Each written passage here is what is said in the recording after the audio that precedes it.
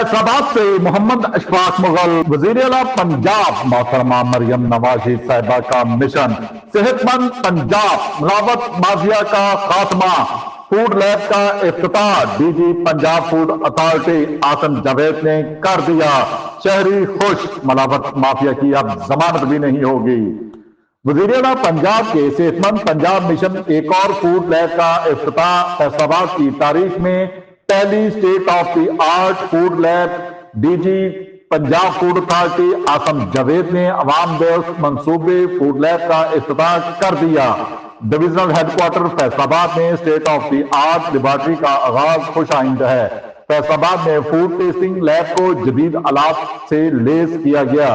Faisalabad division में food sample फौरी तौर पर फूड लैब में टेस्ट किए जा सकेंगे। मार्केट में सप्लाई होने वाली तमाम अशिया की सालाना सैंपलिंग शेड्यूल के तहत सैंपल टेस्ट किए जाएंगे। पंजाब फूड अथॉरिटी एक्ट 2011 में तरमीम की समरी वजीर आला पंजाब को अरसाल कर दी गई है। मिलावट माफिया की अब जमानत नहीं होगी, सजाएं सख्त दी जा रही हैं। फैसलाबाद डिवीजन में मिलावट माफिया के खिलाफ सख्त कार्रवाइयां अमल में लाई जा रही हैं।